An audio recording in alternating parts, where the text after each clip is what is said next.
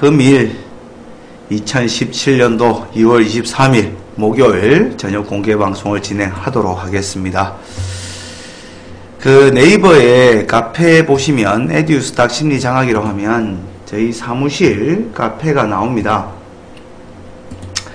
그 카페에 보시면 여기에 왼쪽 편에 쭉 제일 밑에 쪽에 있습니다. 밑에 쪽에 주식 기초라고 있는데 이 주식 기초에 무료 교육 동영상이라고 있습니다.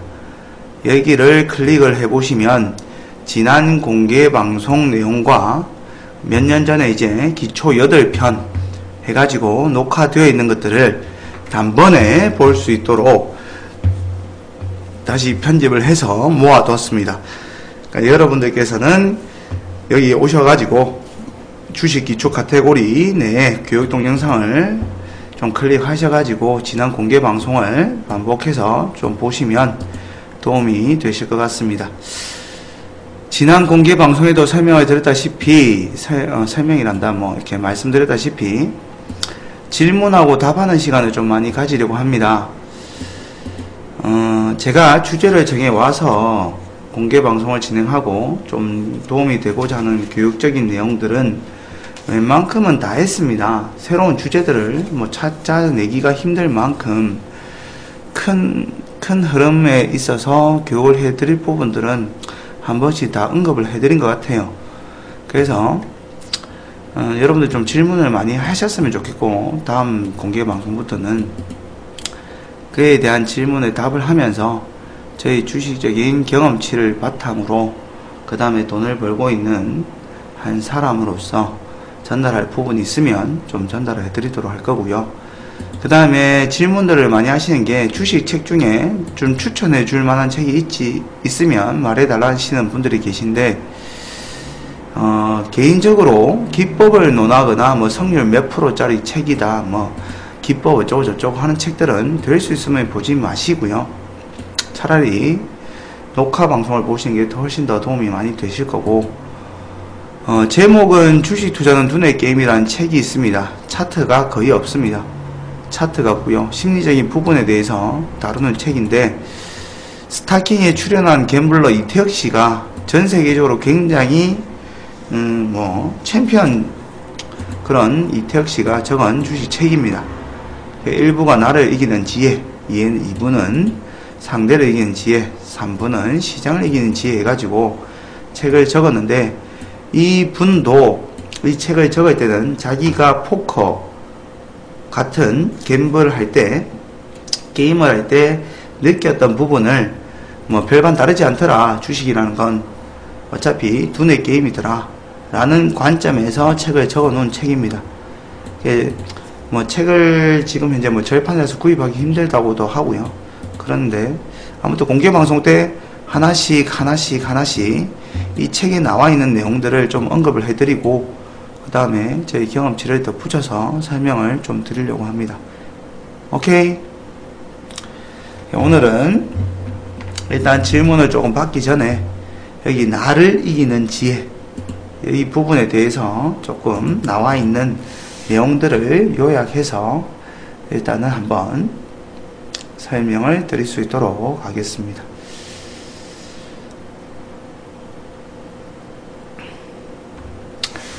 어떤 내용들이 나와 있냐면 들으면 이걸 보시면 아이고 나도 저런 말 할 수 있겠다 할 정도의 굉장히 당연한 말들이 나와 있습니다. 근데 이런 당연한 것을 지키면 주식은 돈을 벌 수 있거든요. 근데 그렇지 못해서 문제가 되는 거죠. 자신만의 오케이 존을 만들어라. 오케이 존.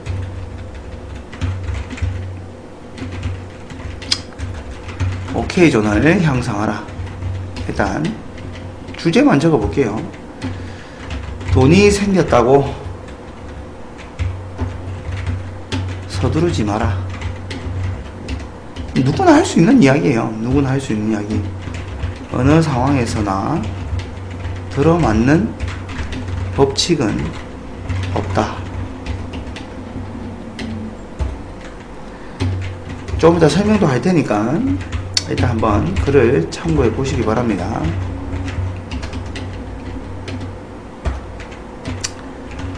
손실이 날 때는 과감하게, 이익이 나는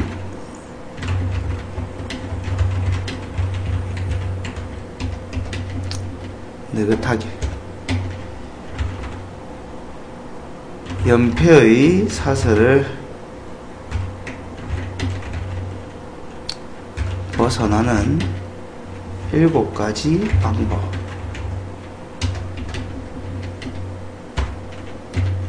승률보다 수익률이 중요하다. 제 생각과 다른 부분도 있긴 있습니다. 근데 아무튼 이 책은 이렇게 적혀 있으니까.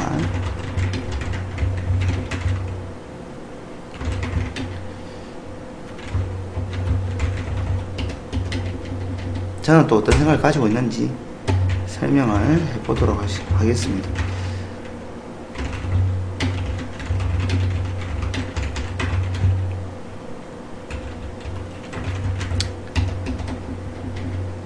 여러분도 한번 새겨보세요.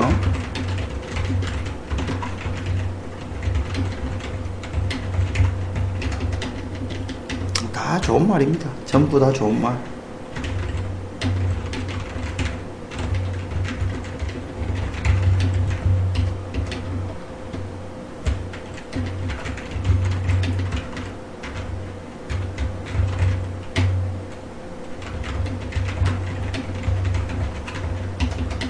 여러분도 다 이런 소리 할 수 있겠죠?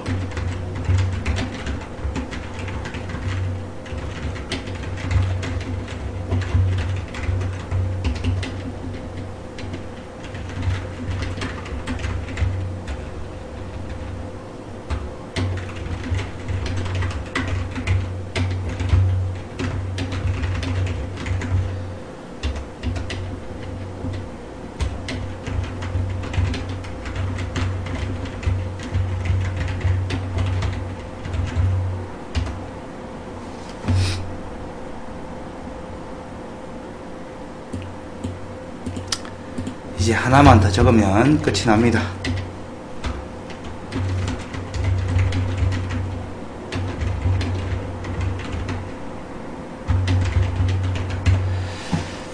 자, 이런 글들이 있습니다.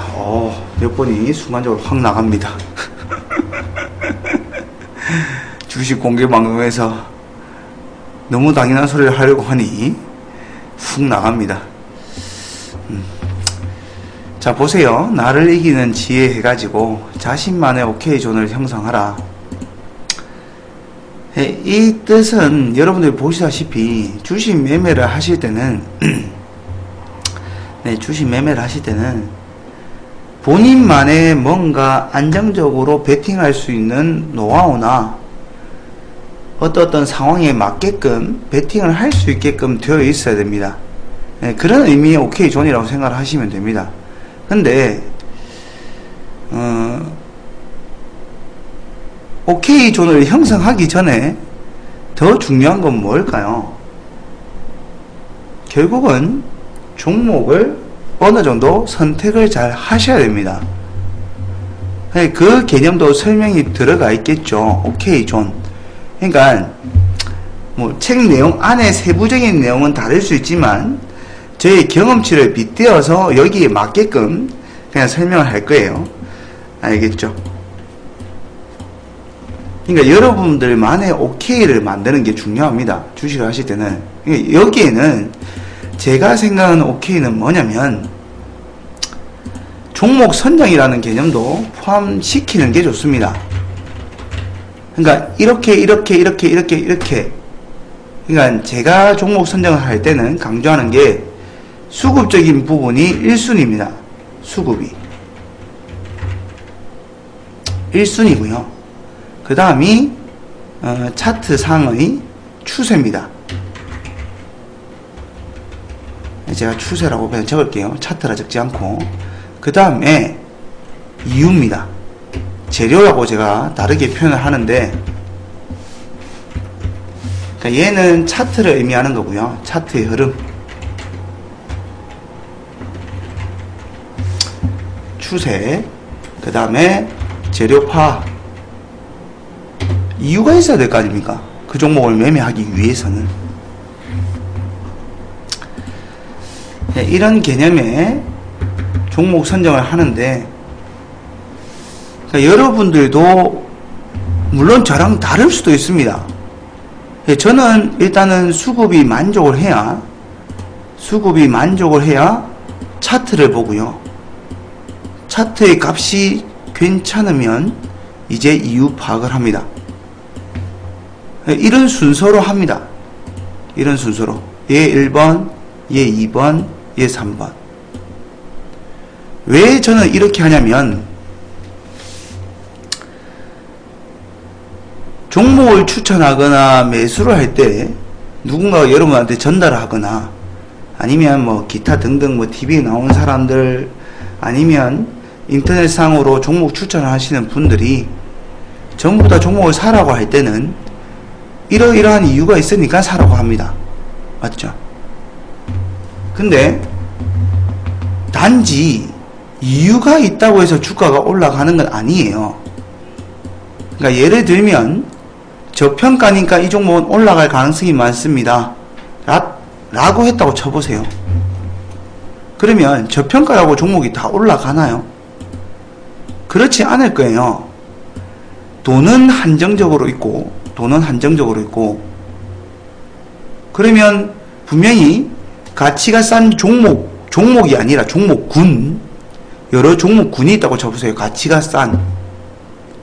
그러면 그렇게 가치가 싼 종목군이 5군데가 있다고 쳐보세요. 뭐 제약업종도 있고 게임업종도 있고 뭐 이러면서 5업종이 있다고 쳐보세요. 그러면 그냥 이유가 싸다라는 이유로 그 5종목군이 전부 다 이렇게 올라가지는 않을 겁니다. 왜? 돈은 한정적이기 때문에 한쪽 섹터를 끄집어 올리고 그 다음에 이 돈들이 빠져나와서 다른 섹터로 갔다가 또 이 돈들이 빠져나와서 또 다른 섹터로 갔다가 흔히 순환매라 그러죠. 자금이 돌면서 한쪽을 끄집어 올리기 시작을 합니다. 하나씩. 그렇기 때문에 반드시 이유가 있다고 해서 올라가라는 법은 없다는 거예요.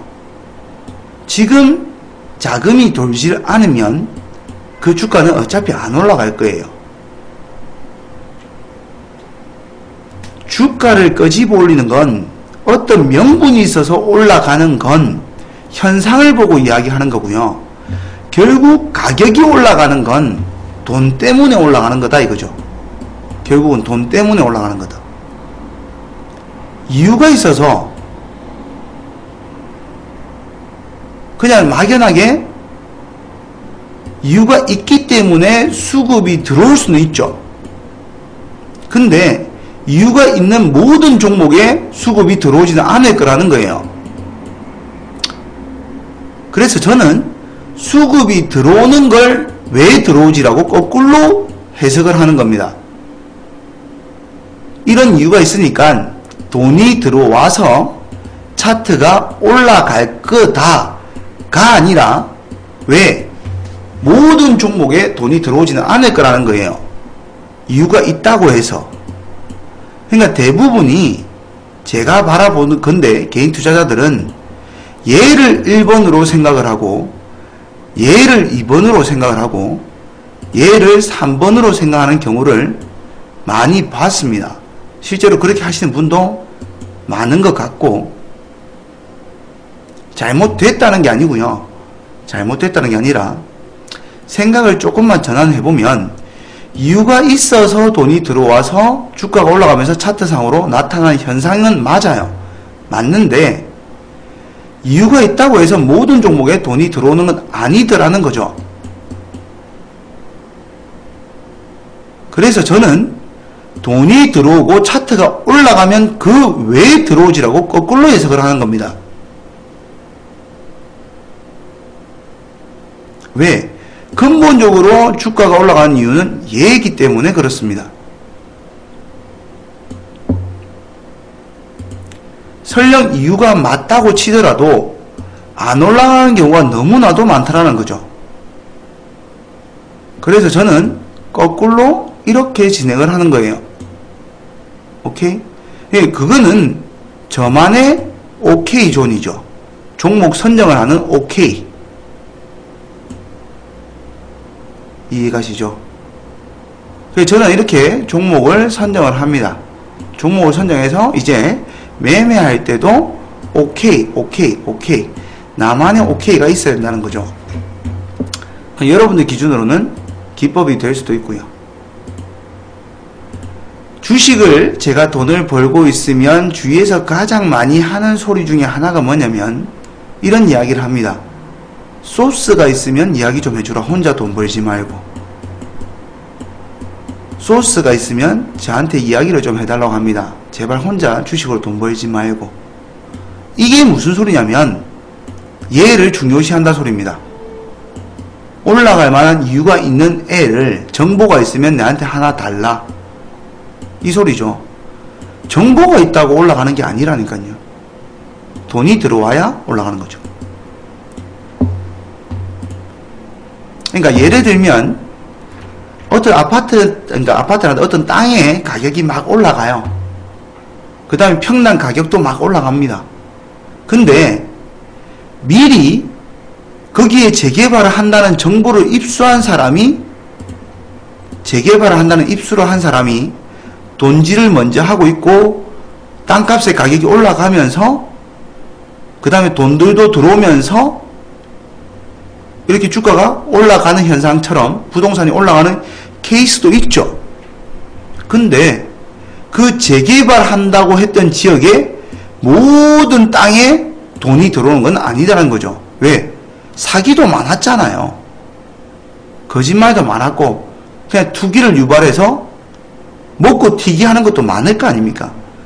그것처럼 주식도 마찬가지로 이유는 있지만 어떤 게 진짜의 정보인지는 개인 투자자가 판가름하기 너무나도 힘듭니다. 그렇기 때문에 소스, 이 정보에 너무 집착을 하지 마시고 거꾸로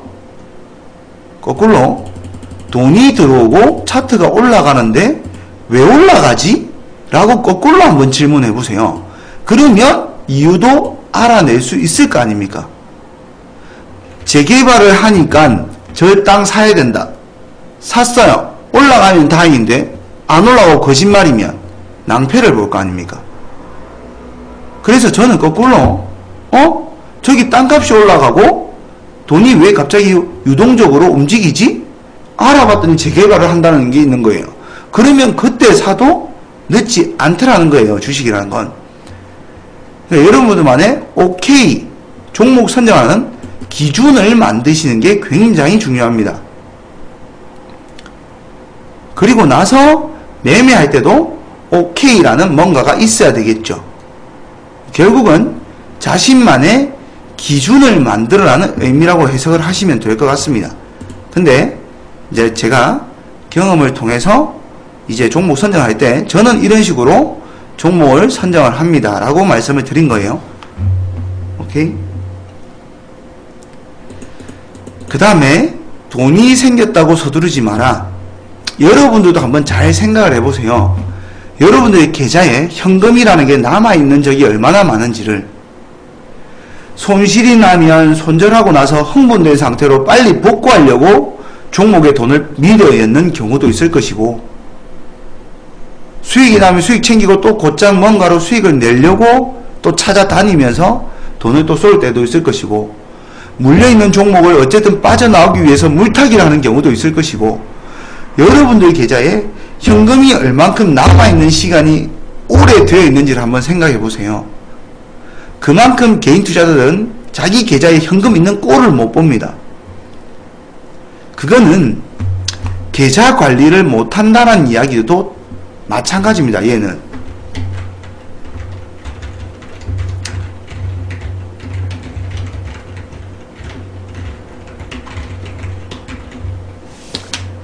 그러실 필요가 없어요. 주식은 결국은 때라는 게 있다고요. 시장이 좋을 때도 있고 나쁠 때도 있고, 좋을 때는 과감하게 베팅을 하는 것이고 나쁠 때는 물러설 줄도 알아야 된다는 거죠. 그 다음에 본인이 손실이 나면은 조금은 냉정해져서 다시 합리적으로 내가 수익을 날 수 있는 종목이 나올 때까지 서두르지 말고 한 번쯤 참아보는 것도 굉장히 좋은 주식의 투자 노하우겠죠. 당연한 말입니다. 근데도 이게 잘 실천이 안 되더라는 거죠. 그런 부분은 본인 스스로가 반성을 하고 그렇게 하지 않으려고 노력하는 수밖에 없는 것 같습니다. 그 다음에 어느 상황에서도 들어맞는 법칙은 없더라. 무슨 뜻이겠습니까? 100%짜리 기법은 없더라는 겁니다.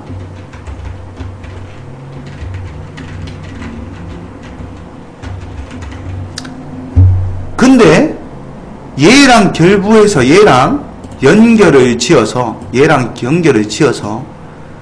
얘를 같이 설명을 해보도록 하겠습니다. 얘랑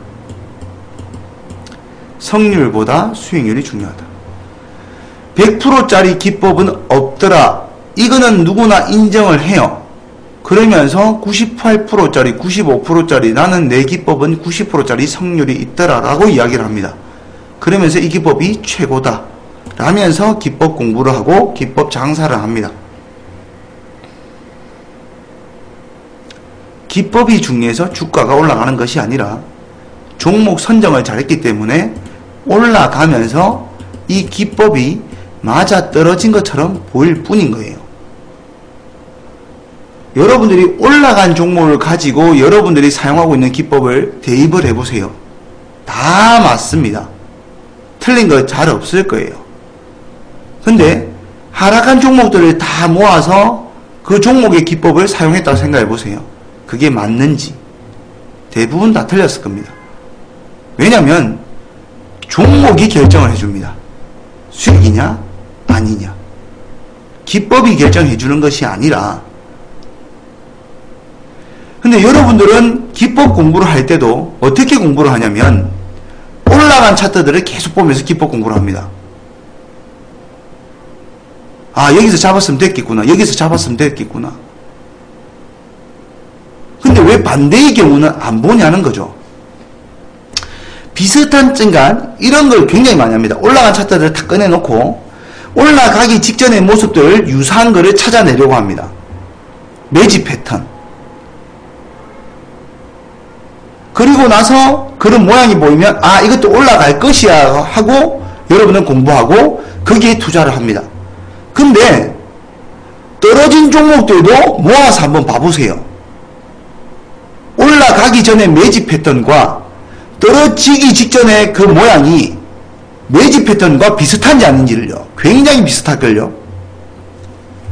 그러니까 예를 들면 아, 올라간 종목들을 보니까 막 이러고 있다가 이렇게 올라갔어요. 그러면 이 전의 과정을 보고 해석하는 훈련을 합니다. 그리고 올라갈 때 어떤 기법을 사용하면 잘 맞더라. 이런 걸 훈련을 합니다. 기법을 공부하고.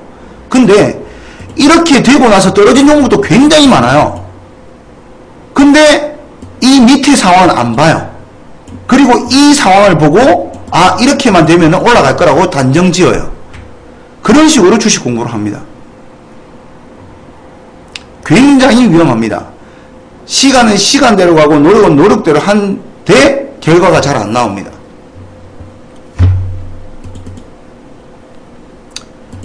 그 다음에 100%의 기법이 없는데 90 몇 프로짜리 기법을 사용하려면 수익이 날 거라고 생각합니다. 그렇지 않습니다. 여기도 적혀있죠. 성률보다는 수익률이 중요하다. 네, 수익률도 중요한 것도 아니에요. 제가 말하는 건 성률이 중요한 게 아니라 성률이 만약에 98승을 했어요. 2패를 했네요. 2패를 했는데 네, 알겠습니다. 2패를 했는데 이 2패가 이 한 종목 중에 상패가 있다고 생각해 보세요. 이 사람 계좌 불어날까요? 안 불어납니다. 물론 제가 지금 극단적으로 설명을 드렸지만 그럼 몇 승이고 몇 패 이기고 이게 여러분들 계좌를 살찌우지 않습니다. 9번을 있더라도 한 번을 시원하게 벌면 이게 오히려 수익금이 클 수도 있다는 거예요. 아마 이분이 수익률이라고 표현했던 것도 지금 제가 말하는 그런 의미로 적었을 겁니다. 예를 들면 박스권 매매를 할 때 하수들은 제가 생각하는 하수들은 여기서 잡아서 여기서 팔고 왜 주가가 이렇게 보통 움직인다고 치면 여기서 잡아서 여기서 팔고 여기서 잡아서 여기서 팔고 이런 생각을 합니다. 잘하는 사람은 돌파할 때 잡아서 이만큼의 수익을 내려고 합니다. 왜? 빠른 시간 내에 상승을 먹겠다는 거죠. 그러니까 잘하는 사람은 돌파했을 때 잡아서 들어가면은 손절을 하고, 돌파했을 때 잡아서 다시 들어가면 손절을 하고, 돌파했을 때 잡아서 들어가면 손절을 하고, 짧게 돌파했을 때 성공을 하면 큰 수익을 한 번에 먹으면 이게 오히려 계좌가 더 불어나는 게임일 수도 있다는 거예요. 그러니까 세 번을 패하고 짧게 한 번의 수익이 과감하게 베팅이 들어간 상태에서 큰 수익률이 나면은 이게 한 번의 성공이지만 수익금은 더 크고 여러분들의 계좌가 더 살찔 수 있다는 겁니다. 그러니까 여기에 말하는 100%짜리 기법이 없더라.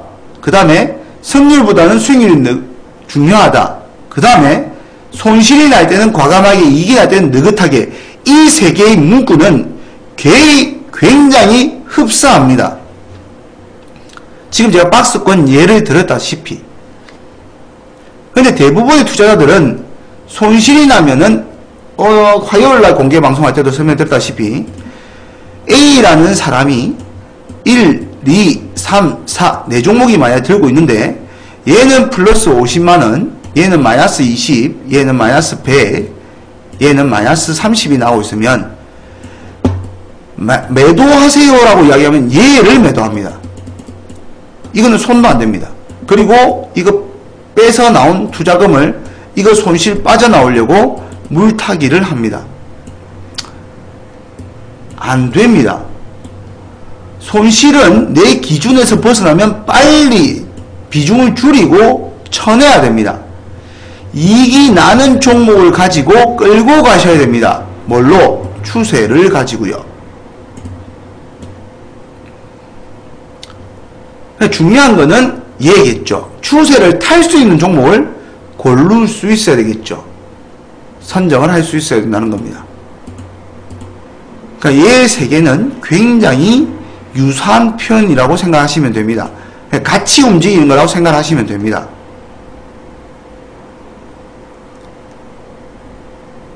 예측하지 마라, 대응하라. 이 소리는 굉장히 많이 들을 건데 얘는 무조건 얘보다 얘가 더 중요하다는 아니에요. 물론 예측을 해야 되겠죠. 올라갈 거라고 예측을 하니까 종목 선정을 했을 거 아닙니까? 그렇게 되었다면 대응도 나만의 원칙에 맞게끔 대응을 하는 게 중요하겠죠. 무조건 예측이 잘못된 거고 대응만이 맞다, 이건 아니고요. 예측을 해야 될 부분은 예측을 하고 그에 맞게끔 대응을 하시면 될 거라고 생각을 합니다.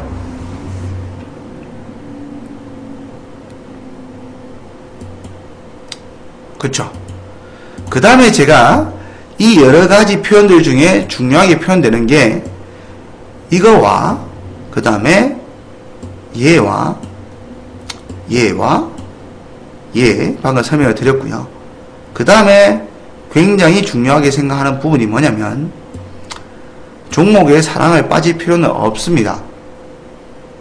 올라갔는데 떨어지고 있으면 거기에 집착해서 눌림목 매매를 들어갔다가 떨어지면은 이제는 반등 나오겠지 또 사고, 더 떨어지면 이제는 반등 나오겠지 또 사고.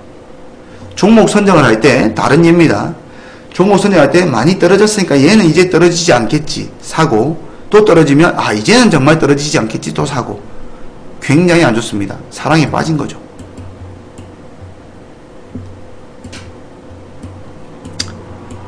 여러분들이 주식을 싸다라고 들어간 순간부터는 지고 질 확률이 굉장히 높습니다. 싸다라는 개념으로 들어갈 때는. 왜냐하면 싸서 들어가면 더 떨어지면요, 더 싸기 때문에 손절할 근거가 없습니다. 왜? 더 싸니까 또 잡아야 될 거 아닙니까? 또 떨어지면 또 사야 될 거 아닙니까? 내가 눌림목이다, 들어갔어요. 더 떨어지면 이제는 진짜 눌림목이 있지, 또 들어가요.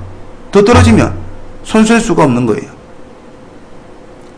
싸다라는 개념이 아니라 이제는 가는구나 하는 개념에서 잡는 게 훨씬 더 좋습니다. 왜? 가다가 안 가면 자를 수 있잖아요.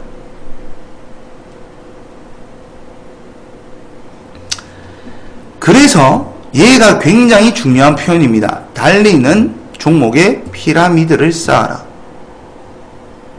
떨어지는 힘에서 올라가는 힘으로 바뀐 종목을 가지고 하는 게 좋고요. 얘가 처음에 바뀐 힘으로 바뀔 때는 곧장 추세를 타지 않습니다.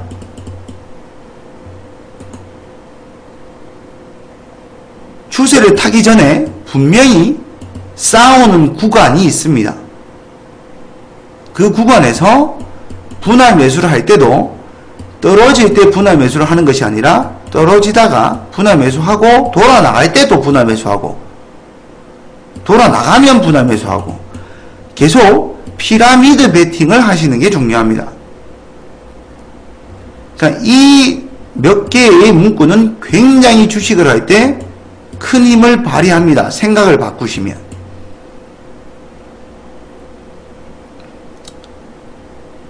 그 다음에 수익은 천천히 쌓아 나가는 것이다. 빨리 쌓을 수 있으면 좋죠.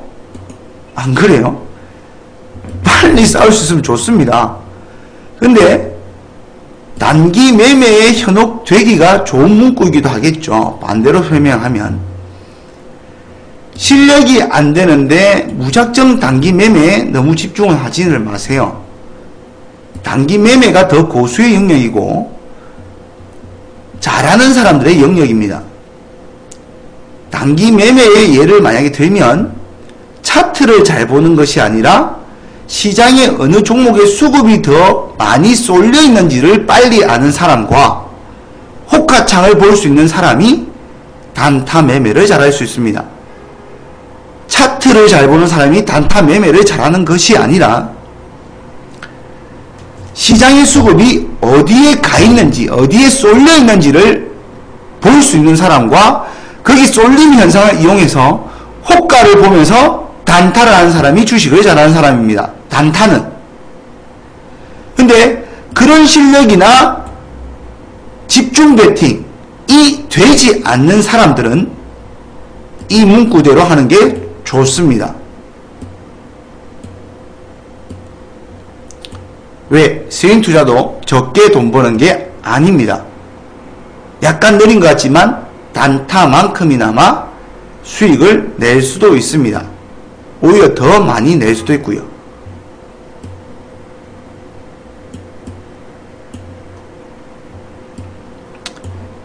오케이. 나머지는 심리적인 부분 같습니다. 고통스럽지, 주식하면은. 욕심을 통제해야죠. 고통스럽죠.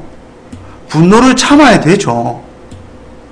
행운을 바라면 안 되지. 실력만큼 돈을 벌어야 되겠죠. 이런 것들은 여러분들의 마인드를 부여잡아라.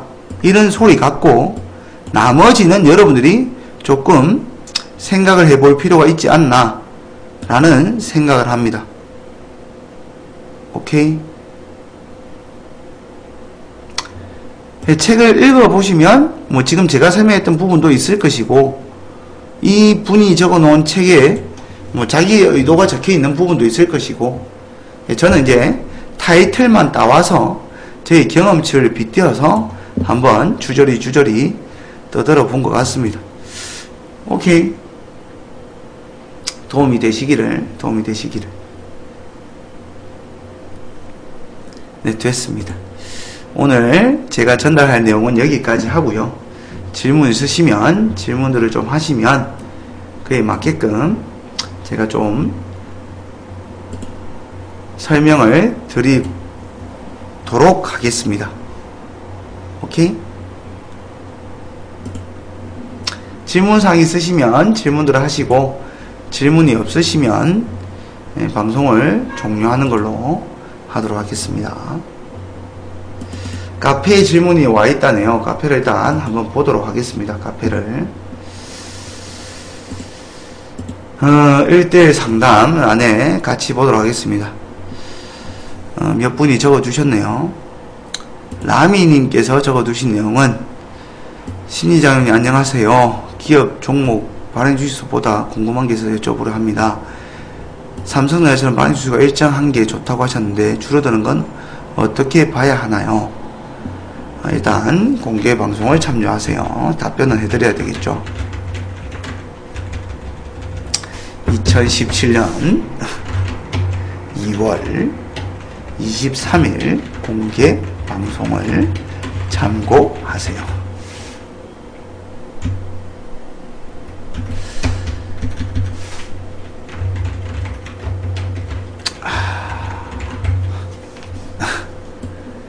이제 그 유상증자나 그 다음에 뭐 신주인수급 발행, 전환사채 발행 등을 통해서 주식수가 늘어나는 건 무조건 안 좋은 건 아니에요. 그러니까 예를 들면 유상증자를 하는 목적이 자금 조달의 목적이 아니라 정말 이 회사가 실적이 잘 나는데 설비 투자를 하기 위해서 유상증자를 하는 거라면 지금 당장은 주가가 지지부진할지 모르지만 향후에는 긍정적인 효과가 나옵니다. 왜? 더 돈 많이 벌기 위해서 하는 행위가 유상증자일 수도 있거든요. 자금 조달의 목적인지 설비 투자의 목적인지 이 회사가 성장성 있는 회사가 설비 투자를 하는 거라면 미래적으로는 굉장히 좋은 회사가 될 수도 있다는 겁니다. 그러니까 발행 주식수가 무조건 늘어난다가 잘못된 게 아니라 전환사채를 발행하든 신주인수급부 사채를 발행하든 그 이유가 투자의 목적이라면 그거는 미래적으로 봤을 때 주식수가 늘어나더라도 긍정적입니다. 근데 제가 좋지 않다라고 표현한 건 뭐냐면 지금 당장의 주식수가 늘어나는 회사들은 대부분이 방금 전에 제가 말씀드렸던 그런 경우보다 자금 조달의 목적인 회사들이 많습니다. 특히 잡주들일 때. 그런 경우에는 조심하시는 게 좋고 발행 주식수가 늘어나면은 그만큼 매물 압박이 심해지는 효과도 있고요. 차트의 흐름에서 시세의 흐름에서 매물 압박이 될 수 있는 요인도 있고 가치적으로 희석되는 부분들이 있기 때문에 별로라고 말씀을 드렸던 겁니다. 그러면 주식수가 줄어드는 경우는 뭐냐면 주식 병합이나 그런 케이스일 때 줄어듭니다. 아니면 회사가 자기 주식을 취득한 다음에 소각을 해버리면 주식수가 줄어들어 버립니다. 근데 그런 경우에는 긍정적인 효과가 훨씬 더 많이 나타납니다. 왜냐하면 방금 전에 말했다시피 시세에서 물량 부담이 줄어드는 효과도 있고요. 그 다음에 주식수가 줄어들면서 가치적인 면이 희석되는 반대 효과가 나타난다는 거죠. 그러니까 액면 병합이나 그 다음에 자기 주식을 취득한 다음에 소각하는 케이스는 회사가 그 주식을 안고 없애버리는 거 아닙니까? 그러면 남아있는 주식이 줄어들면서 상대적으로 가지고 있는 사람들의 가치가 증가하는 효과가 나타나는 거죠. 그 주식의 가치가. 그런 관점에서 본다면 줄어드는 건 긍정적으로 일단은 보는 게 좋고요. 늘어나는 케이스에서 유상증자나 전환사채 발행이나 신주증거 발행을 할 때는 그 이유를 따져보고 판단하는 게 훨씬 더 좋습니다. 오케이? 충분히 설명이 되었던 것 같습니다.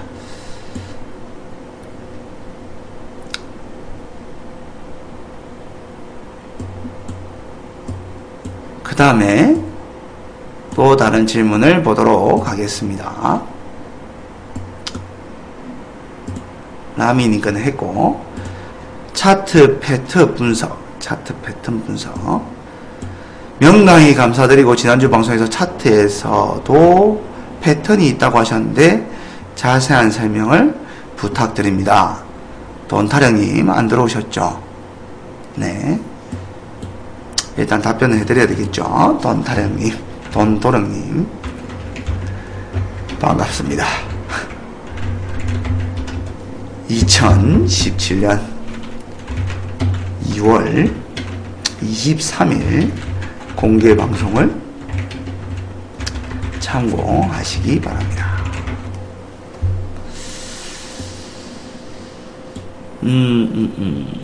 패턴이라는 건 다른 게 아니고요. 차트 상에서의 같은 현상들을 묶어서 공통된 점을 이제 발견하고 그거를 이런 모양이 나오면은 조금 긍정적으로 볼 수도 있겠다 뭐 이런 식으로 해석을 할 때 패턴이 많이 이제 작용을 하는데 자세한 것들은 차트 유형별 해가지고 자세한 것들은 설명을 드릴 수가 없어요. 교육 내용이기 때문에 제가 교육을 할 때 활용하는 내용이기 때문에. 근데 이제 차트의 흐름을 패턴을 일단 말씀을 드렸기 때문에 차트의 패턴만 이야기하는 책이 있습니다. 차트의 기술이라고 책이 있습니다. 그 책을 일단은 조금 차트의 패턴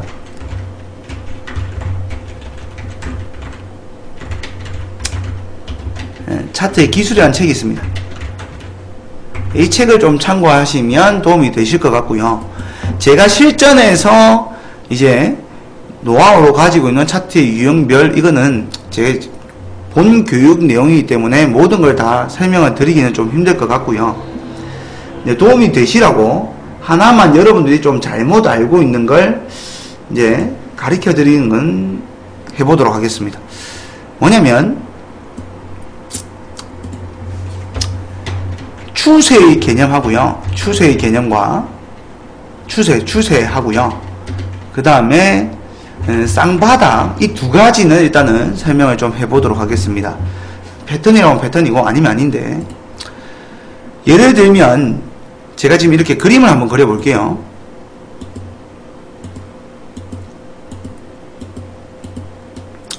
자, 저점이 쭉 이렇게 올라가고 있는 모양입니다. 자, 이게 추세인가요? 아닌가요?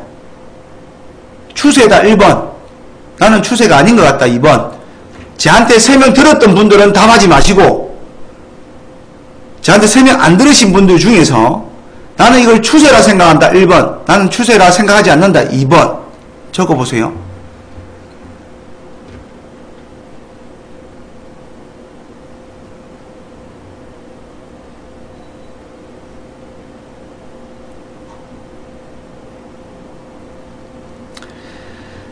대부분의 개인 투자자들은 이게 추세라고 생각을 합니다.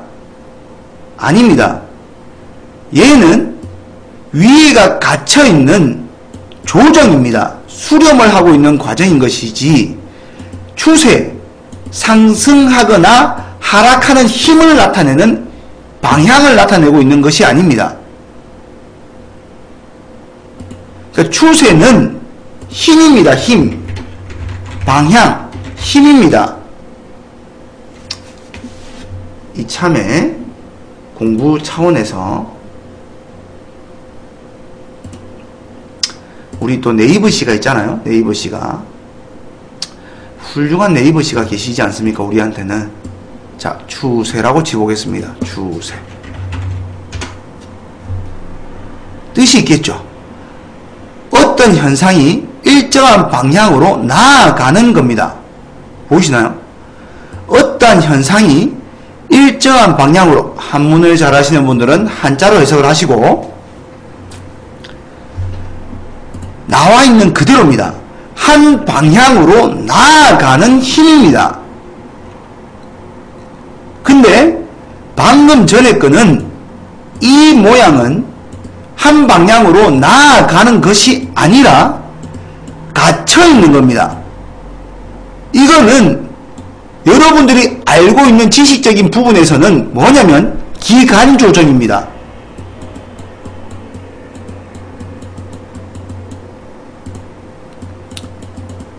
다른 표현으로는 수렴입니다.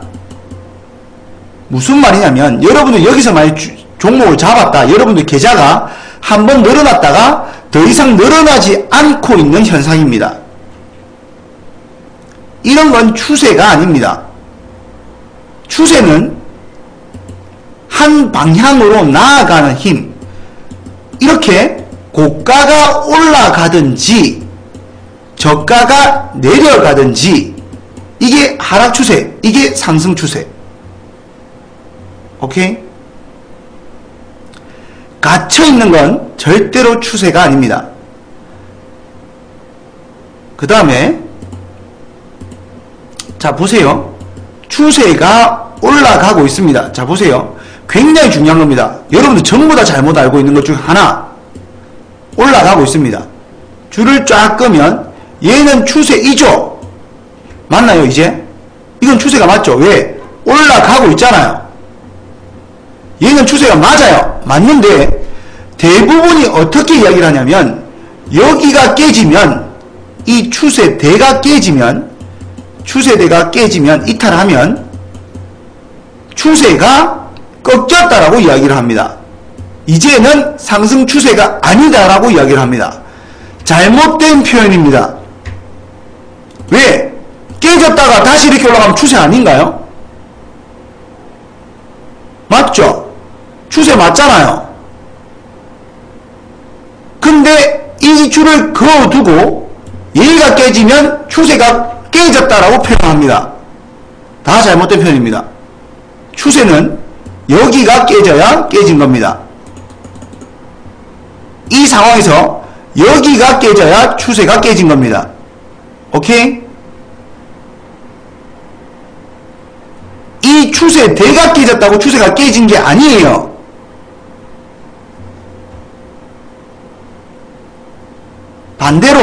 반대로 이렇게 저점 하방 하락 추세를 타고 있는 종목이 얘를 넘는다고 해서 추세가 돌아선 게 아니에요. 다시 이렇게 되면요, 여전히 하방의 힘입니다. 이해가시죠?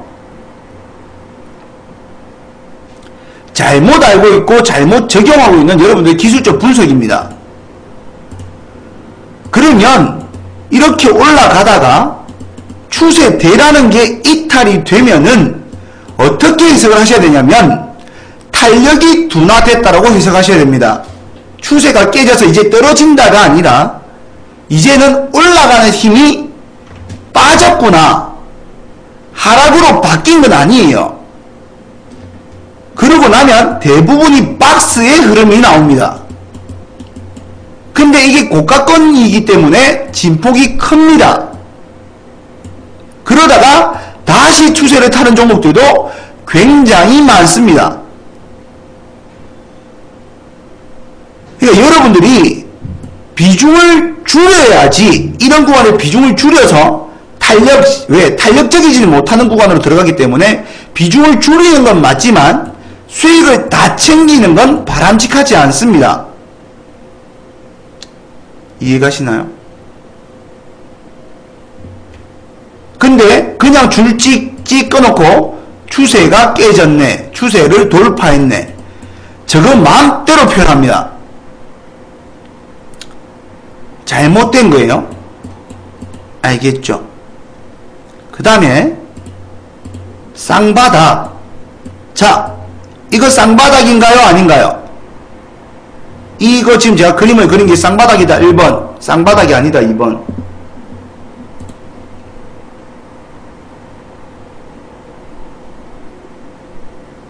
쌍바닥이다 1번, 쌍바닥이 아니다 2번. 쌍바닥 아니에요. 쌍바닥, 저점이 올라가면 쌍바닥이라고 이야기를 합니다. 시장에서는. 시장이 아니라 잘못 알고 있는 사람들이, 쌍바닥은 전 고점을 넘어야 쌍바닥입니다. 그러니까 여러분들이 이걸 넘지 않은 상태에서 얘가 쌍바닥이라고 논하는 건 다 잘못된 겁니다. 왜 쌍바닥이 중요한 개념이냐면, 쌍바닥이 이렇게 있는데, 자, 이게 넘었으니까 쌍바닥인 거예요. 얘를 넘었으니까 쌍바닥인 겁니다. 솔직히 이런 이야기도 해주기 싫어요. 기술적인 분석을 똑바로 하는 데 있어서 굉장히 중요한 개념이고 추세를 먹기에 중요한 개념이기 때문에 이야기해드리고 싶지 않은 부분을 이야기해드리고 있는 겁니다. 왜? 또 이걸 본 다른 전문가들은 다 따라합니다. 제 교육생 중에 TV에 나와서 방송하고 있는 사람만 6명입니다.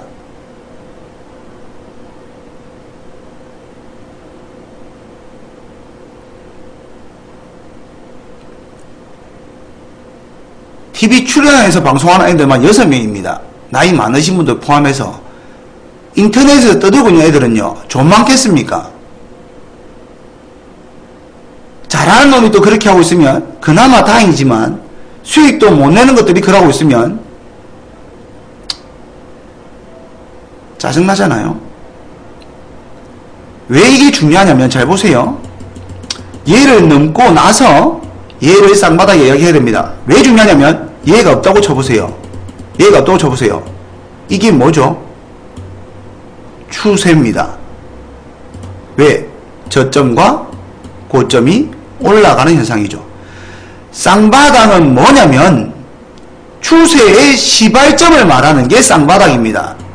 굉장히 아무것도 아닌 것 같지만 쌍바닥이라는 개념이 추세의 시작을 알려주는 가장 첫 단추입니다.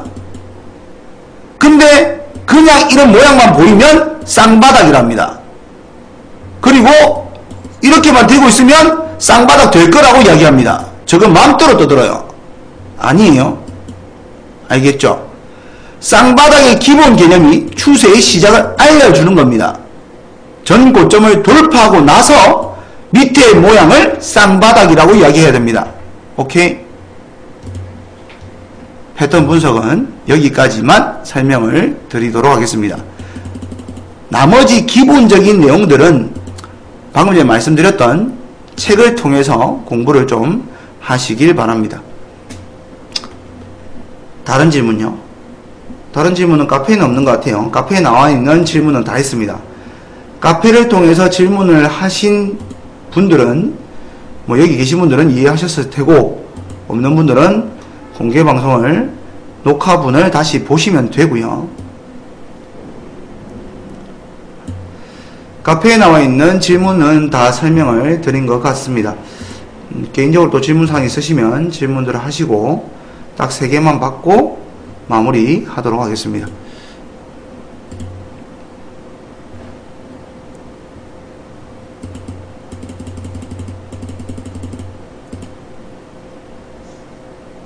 아, 종목의 특징요. 그건 다음 주 화요일 합시다. 신유성님. 교육으로 다 해드리도록 하겠습니다. 알겠죠?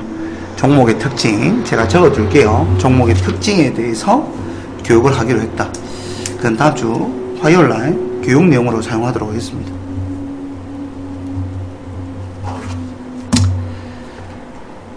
네.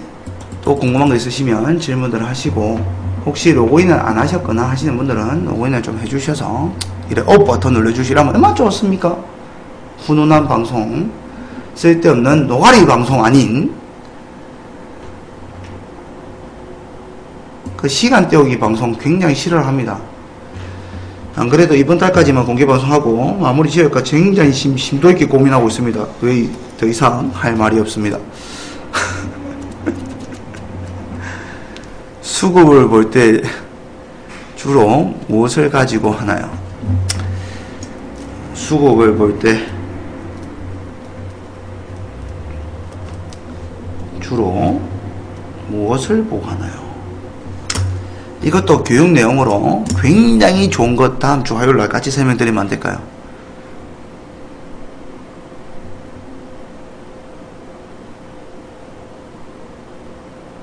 천동님.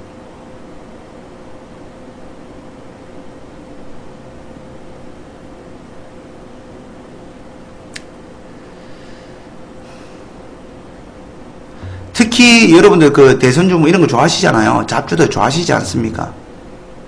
탁월한 것이 있습니다. 그거를 다음 주 화요일날 해드리도록 하겠습니다. 오늘은 그거는 굉장히 길어져요. 시간이 너무 길어져서 제가 커트하려고 하는 겁니다. 자, 일단 스탑! 질문 다 스탑! 이제 다 스탑! 다 스탑! 올라온 것까지만 일단 하도록 하겠습니다. 다음 주 화요일날 해드린다 한 거는 다 해드릴게요. 다음 주 화요일날 해드린 거, 다음 주 화요일날 공개방송 알차게 진행할 수 있을 것 같습니다. 일단 눈에 보이는 거 먼저, 로그 적용 차트와 일반 차트의 차이점을 가르쳐달라. 바로 보여드릴게요. 자, 보세요. 로그 차트와 아닌 차트를 보여드릴게요. 차트를 보시면 더블 클릭하시면 여기에 로고 적용이 있고 로고 적용이 아닌 게 있습니다. 자 보세요. 이거는 아닌 거예요. 여러분들이 사용하고 있는 대부분이 그냥 사용하고 계시는 그런 차트입니다. 잘 보시면 1000원 단위로 차트에 줄이 꺼져 있습니다. 맞나요? 1000원 단위로. 그 다음에 높이가 똑같습니다. 맞죠? 그러면 여러분들은 어떤 생각들을 하시냐면 여기에 올라간 건 아무것도 아니고 여기에 올라간 건 굉장히 많이 급등한 것처럼 보입니다. 맞죠? 와, 이렇게 많이 올라갔더니 이거는 아무렇게도 느껴지지 않고 이거는 굉장히 급등한 것처럼 보입니다. 잘못된 생각입니다. 뭐냐면 잘 보세요. 1000원에서 2000원 올라갈 때는 100%입니다. 2000원에서 100% 올라가려면 4000원이 돼야 됩니다. 4000원에서 100% 가려면 8000원이 돼야 됩니다. 맞죠? 여기의 퍼센테이지와 이거 올라간 퍼센테이지가 너무나도 다르게 보인다는 게 문제입니다. 일반 차트는. 근데 여기서 로고 적용을 하시면 똑같이 보입니다. 이때의 높이랑 이때의 높이가요. 맞나요? 왜냐면 1000원에서 2000원 올라간 거와 2000원에서 4000원 올라간 높이가 똑같이 나오거든요. 8000원까지 이 높이가 똑같이 나오는 겁니다. 오케이? 이때 수익 난 사람과 이때 수익 난 사람이 수익률이 똑같다 소리입니다. 방금 전에 일반 차트에서는요, 여기가 훨씬 더 많이 급등인 것처럼 보이잖아요. 여러분 눈에. 주식시장에서 올라간 만큼 올라간다. N자형 파동 많이 들어보셨죠? 상승한 만큼 상승한다. 굉장히 많이 나오는 내용이고 실전에서도 굉장히 많이 사용되는 방법입니다. 근데 올라간 만큼 올라간다는 이 말 뜻이 뭐냐면 올라간 퍼센테이지만큼 올라간다는 이야기입니다. 근데 여러분들은 일반 차트에서 적용하려고 합니다. 잘못된 거겠죠. 로고 차트를 적용하신 다음에 N자형 파동을 보시는 게 맞습니다. 올라간 만큼 올라간다. 내려간 만큼 내려간다. N자형 파동을 말할 때는 같은 퍼센테이지를 이야기하는 겁니다. 그 높이를 이야기할 때는. 오케이? 그래서 로고 차트를 가지고 여러분들은 보시는 게 더 편하고 좋습니다. 됐고요. 돌파하는 곳과 못하는 것 구분 팁이 궁금합니다.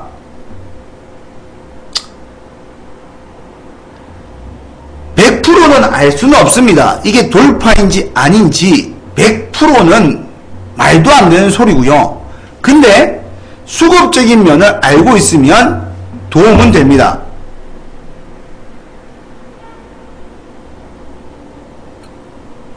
뭐 거래원 분석이라든지 뭐 기타 등등을 통해서 이게 돌파의 가능성이 굉장히 높다라는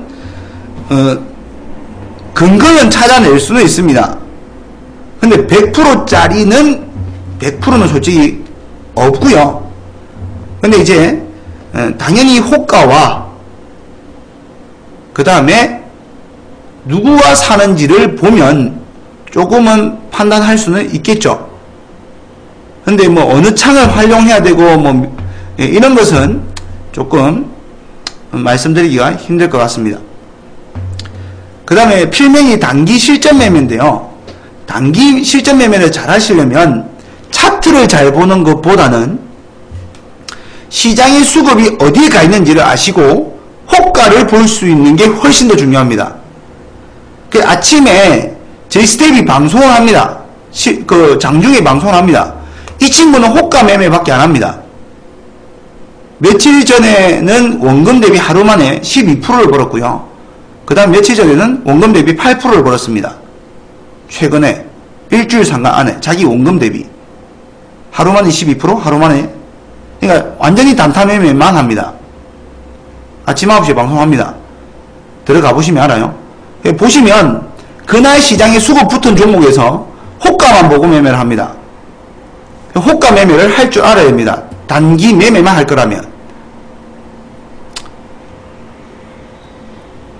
저는 지금 이 방송에서 그걸 언급해드리고 싶은 마음은 없어요. 왜? 대부분이 직장인일 거고 대부분 초보자인데 단타를 하려면 기초가 탄탄해야 되고 더 잘하는 사람이 단타를 해야 됩니다. 집중 배팅이 가능한 사람들. 그전에는 너무 혹 하지 마세요. 네, 됐습니다. 지지와 저항선을 그을 때 윗박스 아랫박스 크기가 비슷하다고 하셨는데 모든 종목이 그렇게 비슷한가요? 아니겠죠, 루비님. 굉장히 그러니까 알기 힘든 종목도 있습니다. 높이를. 그러니까 예를 들면 예를 한번 봐보세요. 여기가 저항이었죠. 여기가 저항. 그 다음에 여기가 지지였죠. 그러니까 이 정도의 박스입니다. 맞죠? 그 다음에 밑에를 봐보세요. 이 박스 또 비슷하죠? 또 그 밑에 박스 봐보세요. 비슷하죠? 맞나요? 큰 지지와 저항 자리를 찾아보면 박스 크기가 비슷하죠? 이런 종목이 있습니다. 이런 종목이 많아요. 근데 이렇게 해석이 안 되는 종목이 있어요. 그럼 저는 뭐라 할까요? 해석 안 되는 종목을 매매할 필요가 있을까요? 없을까요? 없죠. 그러니까 차트가 지저분한 애들은 당연히 안 맞겠죠. 그런 종목은 제외시키면 됩니다. 그런 종목은 대부분 어떤 종목일까요? 잡주. 여러분들이 대응하기 힘든 종목들. 그냥 바로 패스. 오케이? 그러면 깔끔하게 해결될 겁니다. 그러니까 쓰레기 잡주라 할지라도 해야 되는 것들도 있습니다. 뭘까요? 시장 수급이 확 쏠려가지고 테마를 형성할 때 지금 뭔가요? 대선주는 매매해야죠. 아무리 잡주라 할지라도. 근데 이제 그런 거 매매할 때도 누구는 문재인 관련주 20개, 이재명 관련주 20개, 안희정 관련주 20개, 안철수 관련주 20개, 유승민 관련주 20개 다 보고 앉아있겠죠. 단타하면 안 되는 사람이에요. 이재명 관련주 2개, 문재인 관련주 2개, 안희정 관련주 2개, 2개만 보고 있는 사람은요. 단타해도 되는 사람. 왜? 수급수 올리는 건 대장주 딱 한 개만 조지면 되거든요. 뭘 이것도 하고 저것도 하고 이것도 하고 저것도 하고 이것도 하고 저것도 하고. 그러면 사고 싶은 거 다 사죠. 종목 백화점 되겠죠. 단타를 하시면 안 되는 분들이에요. 오케이?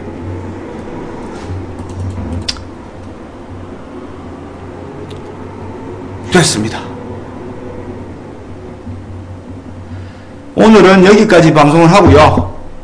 궁금한 사항은 오늘처럼 저희 카페에 1대1 게시판에 궁금한 걸 올려주시면 그것도 열어가지고 같이 방송 중에 같이 도움이 될 수 있도록 또 이렇게 가르쳐드리고 할 테니까 좀 올려주시고 하시면 서로서로 도움이 될 것 같습니다. 오케이? 오늘도 수고들 많으셨고요. 항상 성공 투자하시는 분들이 되시길 바랍니다. 수고들 하셨습니다. 다음 주 화요일 날 뵙도록 하겠습니다.